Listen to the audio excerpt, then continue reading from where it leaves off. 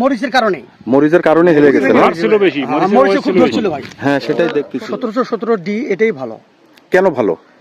ফলন ভালো বলে আমি সবচেয়ে এটার সাথে ওটার সাথে একটু ফলন বেশি, এর গাছপালা ভালো হয়, মরিচের ধরক বেশি। আচ্ছা, এ পর্যন্ত আপনি কত টাকার মরিচ বিক্রয় করেছেন? আমি 7 শতক আর 5 শতকে ডিজি 1717 ডিজি 1717। হ্যাঁ হ্যাঁ, এর মধ্যে মরিচ বেশি আমি 40,000 টাকা। 40,000 টাকার অলরেডি বিক্রি হয়ে গেছে। আচ্ছা, গাছের বয়স কতদিন বলতে পারবেন? গাছের বয়স আমি ভাই মানে রমজান মাসের 1ম তারিখে লাগাইছি। রমজান মাসের 1ম তারিখে। আচ্ছা, 2 মাস 5 দিন হয়, এরকম 5-7 দিন হয়। এখনো পর্যন্ত গাছের যে জোয়ার দেখছি, তাতে তো আপনি এই যে একটু ঝড়ে গাছ হেলেও পড়ে গেছে। ওই মরিচের কারণে ভরে গেছে ভাই। মরিচের কারণে হেলে গেছে না? মরিচ খুব ছিল ভাই। হ্যাঁ, সেটাই দেখতেছি। এই যে জাতটা অনেক ভালো, মরিচের নাই বড়। আমি আর যাওয়ার আগে আমার আগে মরিচ নিছি।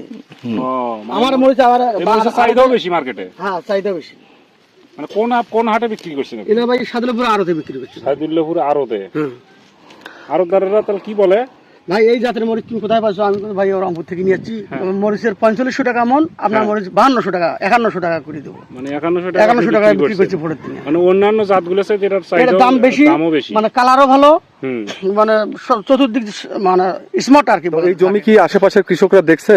হ্যাঁ, সবাই আসি দেখছে, সব পরামর্শ নিচ্ছে আমার কাছে। ভাই জাত কোথায় পাইছো? আমাকে এবার আমার মরিচ লাগান লাগবে, বেগুন লাগান লাগবে, এই জাত আমাকে নিয়ে। এখন কি আপনি আবার লাগাতে চাচ্ছেন? আমি আর 35 শতক জমি রেডি মতন, মানে রেডি করছেন? রেডি মতন। আমি তো এখানে কি লাগাবেন? সেটাই যে 1717 মরিচ লাগাবো, মানে প্ল্যান্টেন এগ্রো ডিজি 1717 আবার লাগাবো। আর একটা জমি, এই প্লটের হবে না তো, আর একটা প্লট। আমি একটু ক্ষেতটা ঘুরে দেখাচ্ছি।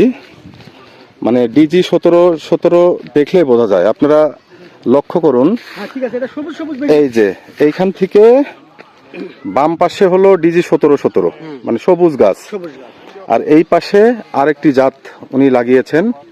এই গাছগুলো ম্যাক্সিমামই স্ট্রোক করছে এবং কুকড়ায় গেছে, তো খুব একটা ফল এখানে দেখা যাচ্ছে না।